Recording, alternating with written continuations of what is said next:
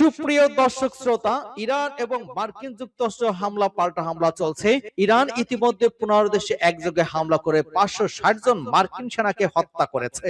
এদিকে ইরানের পাশে দাঁড়িয়ে ভয়ঙ্কর হুমকি দিয়েছে রাশিয়া এবং চীন। ইরানের প্রক্সি বাহিনী হিজবুল্লাহ হুতি হামাস মার্কিন যুক্তরাষ্ট্রের অবৈধ সন্তান ইসরায়েলের উপর ঝাঁকে ঝাঁকে হামলা শুরু করেছে। কি মনে হয়, ইরান কি এই যুদ্ধে জয়লাভ করতে পারবে? এ সম্পর্কে আপনার মতামত কমেন্টস বক্সে লিখে জানান এবং শুরুতেই থাকবে সংবাদ শিরোনাম, পরে বিস্তারিত।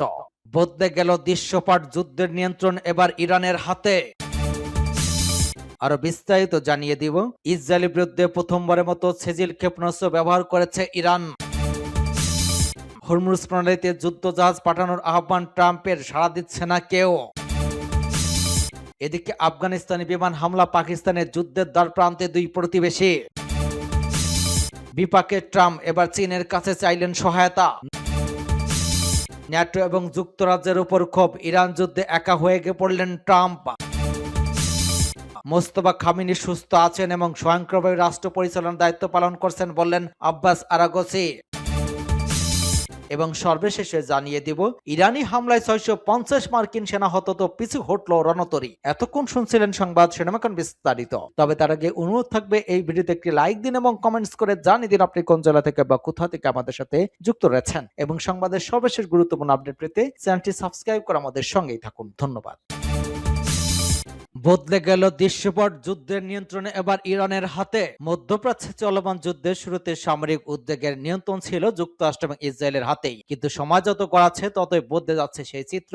বিশ্লেষকদের একাংশ মনে করেন এখন ধীরে ধীরে যুদ্ধের কৌশলগত নিয়ন্ত্রণ ইরানের দিকে সরে যাচ্ছে। সম্প্রতি ইরানের রেভলিউশন গার্ডসের শ্রেষ্ঠ কর্মকর্তা মোহসেন রেজাই বলেছেন, যুদ্ধের শেষ আমাদের হাতেই। তিনি উপসাগরীয় অঞ্চল থেকে যুক্তরাষ্ট্রের বাহিনী প্রত্যাহার এবং হামলায় হওয়া ক্ষতিপূরণ দেওয়ার আহ্বান জানান। 3 সপ্তাহ আগে তেহরানের শীর্ষ কর্মকর্তাদের কণ্ঠ এতটা আত্মবিশ্বাস শোনাবে এমনটা খুব একটা প্রত্যাশিত ছিল না। সংঘাতে শুরু হওয়া ইসরায়েলের আকস্মিক হামলার মাধ্যমে সেই হামলা ইরানের সর্বোচ্চ নেতা আয়াতুল্লাহ আলী খামেনি নিহত হন। এরপর যুক্তরাষ্ট্র এবং ইসরায়েলের যুদ্ধবিমান দ্রুত দেখিয়ে দেয় যে তারা প্রায় বাধাহীনভাবে ইরানের আকাশে অভিযান চালাতে সক্ষম। গভীর গোয়েন্দা তথ্যের ভিত্তিতে তারা হাজার লক্ষ্যবস্তুতে হামলা চালায়। উল্লেখযোগ্য ক্ষতি বলতে তাদের নিজের পক্ষের ভুলবশত হামলার ঘটনাই বেশি ছিল। এর জবাবে ইরান ইসরায়েলের দিকে ক্ষেপণাস্ত্র এবং ড্রোন হামলা চালায়, যদিও এর বেশিরভাগই ইসরায়েলের আকাশ প্রতিরক্ষা ব্যবস্থা প্রতিহত করে। এসব হামলায় এ পর্যন্ত ইসরায়েলের 12 জন নিহত হয়েছেন। উপসাগর দেশগুলো ইরানের হামলা তুলনামূলক কম হয়ে সফল হয়েছে, তবু ওই দেশগুলো তাদের বাসিন্দা এবং অবকাঠামোয় বড় ধরনের ক্ষতি থেকে রক্ষা করতে পেরেছে। তবে গুরুত্বপূর্ণ ইনসেপ্টর ক্ষেপণাস্ত্র মজুদ ফুরিয়ে যাওয়ার আশঙ্কা নিয়ে আলোচনা চলছে। একই সঙ্গে শান্তি বিলাসিতা এবং সমুদ্রের নিরাপদ অঞ্চল হিসেবে উপসাগরীয় দেশগুলোর সুনাম ক্ষতিগ্রস্ত হয়েছে। প্রতিদিন নতুন হামলার মাধ্যমে যুক্তরাষ্ট্র এবং ইসরায়েল তাদের সামরিক শ্রেষ্ঠত্ব দেখে যাচ্ছে, কিন্তু তবু অনেকের মনে হচ্ছে এই যুদ্ধের ট্রিগার কার হাতে থাকবে তার নিয়ন্ত্রণ ধীরে ধীরে তাদের হাতছাড়া হয়ে যাচ্ছে। মার্কিন প্রেসিডেন্ট ডোনাল্ড ট্রাম্প কতদিন যুদ্ধ চলবে তা নিয়ে একাধিক সময়সীমার কথা বলেছেন। সাম্প্রতিক সময়ে তিনি ইঙ্গিত দিয়েছেন ইরানকে ছাড় দিতে বাধ্য করার পরই কেবল যুদ্ধের সমাপ্তি ঘটবে। অনেক বিশ্লেষকের ধারণা যুক্তরাষ্ট্র এমন একটি দীর্ঘস্থায়ী যুদ্ধে পড়ে পড়ছে তা শুরু করতে চায়নি। তবে সবচেয়ে পরিবর্তন এসেছে হরমুজ বন্ধ হওয়ার, যার কারণে বিশ্বের মোট তেল এবং গ্যাসের প্রায় 5/1 ওই পথ দিয়ে পরিবহিত হয়।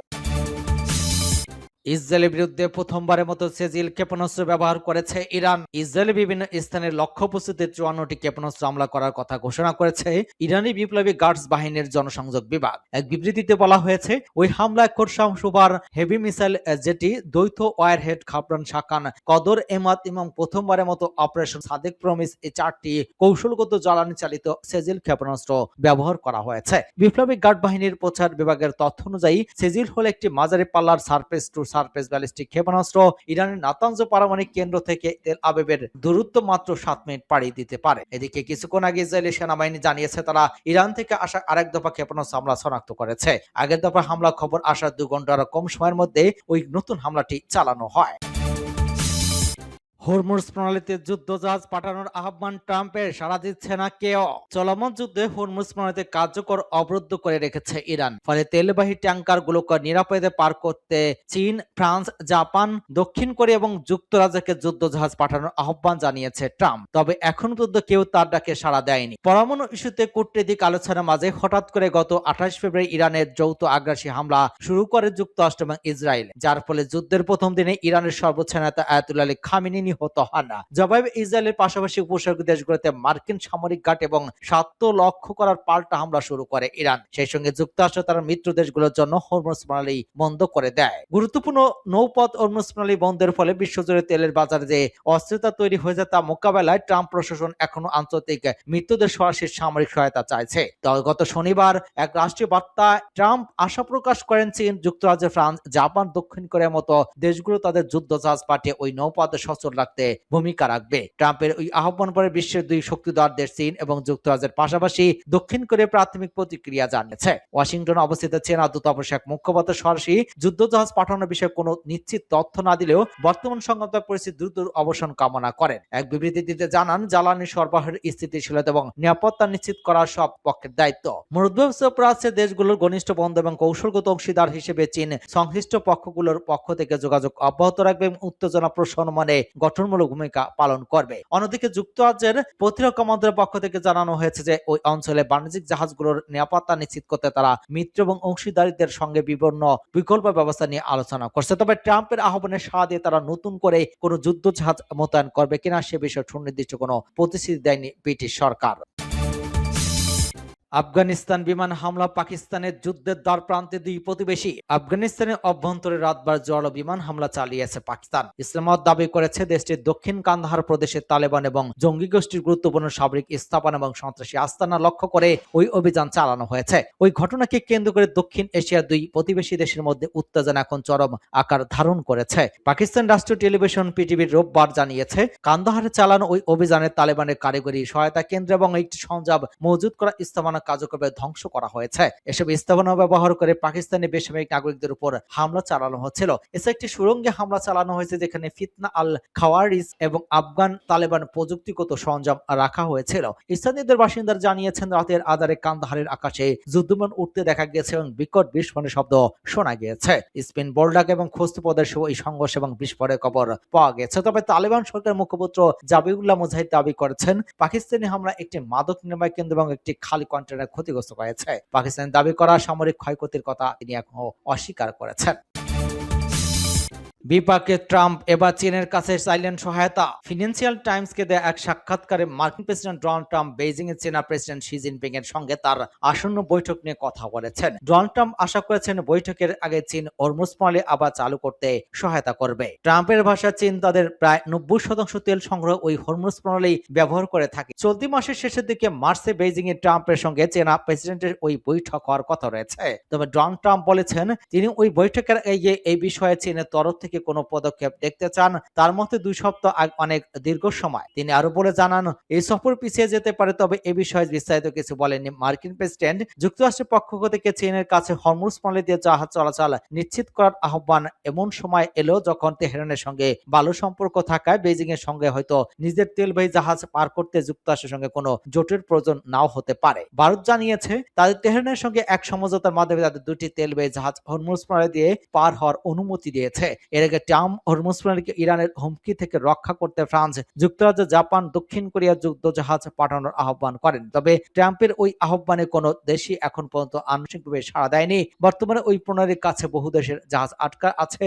এতে করে বিশ্বজুড়ে জ্বালানি সংকট শুরু হয়েছে।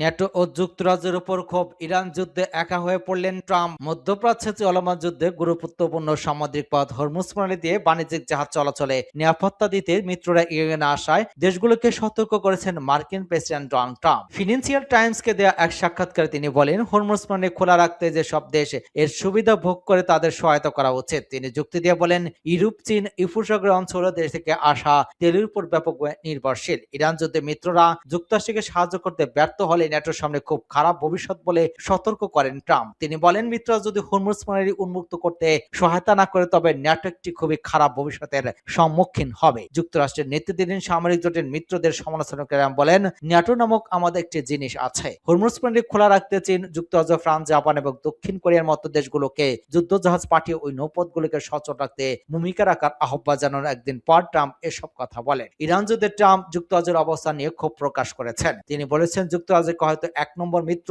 সবচেয়ে দীর্ঘদিনের সঙ্গী ইত্যাদি হিসেবে বিবেচনা করতে হতে পারে, কিন্তু যখন আমি তাদের আসতে বললাম তারা আসতে চাইল না। ট্রাম্প আরো বলেন, আর যখন আমরা মূলত ইরানের বিপজ্জনক সক্ষমতা চিহ্নিত করে দিলাম তখন তারা বলল, ও আচ্ছা, আমরা 2টি জাহাজ পাঠাবো। তখন আমি বললাম, আমাদের এই জাহাজগুলো জেতার আগে দরকার, জেতার পরে নয়। আমি দীর্ঘদিন ধরে বলেছি এটা নেটো যুদ্ধে একটি একমুখী রাস্তা। ফিনান্সিয়াল টাইমসকে মার্কিন প্রেসিডেন্ট আর বলেন, তিনি গুরুত্বপূর্ণ ওই জলপথটি উন্মুক্ত করতে চীন সরকারকে চাপ দেওয়ার লক্ষ্যে এই মাসের শেষের দিকে চীনের প্রেসিডেন্ট শি জিনপিংয়ের সঙ্গে তার নির্ধারিত সম্পর্ক পিছিয়ে দিতে পারেন। ট্রাম্পের যুক্তি, তারা ওই প্রণালীর সুবিধাভোগী, এটা কেবল তাদের জন্য সমাজীন যে তারা সেখানে খারাপ কিছু না ঘটা নিশ্চিত করতে সহায়তা করবে।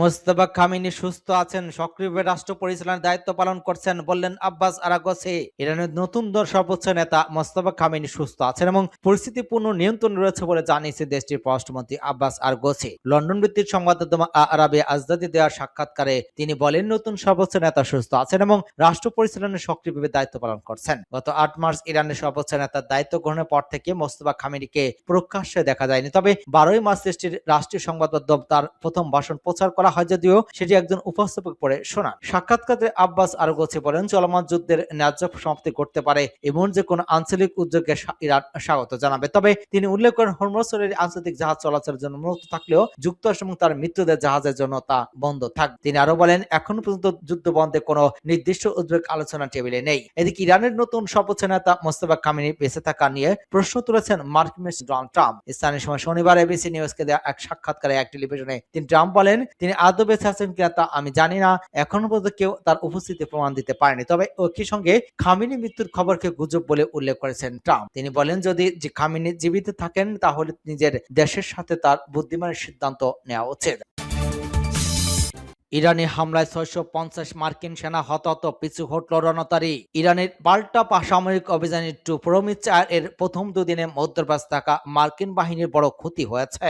আইআরজিসির মুখপাত্র ব্রিগেডিয়ার জেনারেল আহমদ নাইনি বলেছেন, ওই অভিযানে প্রথম দুদিনের মধ্যেই ৬৫০ জনের বেশি মার্কিন সেনা নিহত বা আহত হয়েছেন। তার দাবি অনুযায়ী ইরান ওই সময় মার্কিন সামরিক ঘাঁটি এবং যুদ্ধ জাহাজ লক্ষ্য করে ক্ষেপণাস্ত্র এবং ড্রোন হামলা চালায়। নাইনি বলেন, আমেরিকানরা স্বাভাবিকভাবে ওই হতাহতের তথ্য অস্বীকার বা গোপন করার চেষ্টা করবে, তবে আমাদের গোয়েন্দা তথ্য এবং যুদ্ধক্ষেত্রের প্রতিবেদনে ওই ক্ষয়ক্ষতির বিষয়টি নিশ্চিত হয়েছে। আইজিসির মুখপাত্র জানান, ইরানি ক্ষেপণাস্ত্র এবং ড্রোন হামলা বা হেরাইনে অবস্থিত মার্কিন নৌবাহিনীর ফিফথ ফ্লিটের সদর দপ্তর একাধিক আঘাতপ্রাপ্ত হয়েছে। এর মধ্যে একটি হামলায় প্রায় ১৬০ জন মার্কিন সেনা নিহত বা আহত হয়েছেন বলে দাবি করা হয়। তাসনিম নিউজের প্রতিবেদনে বলা হয়েছে, একটি মার্কিন নৌ সহযোগী যুদ্ধ জাহাজ ইরানি নৌ জাহাজের আঘাতে গুরুতর ক্ষতিগ্রস্ত হয়েছে।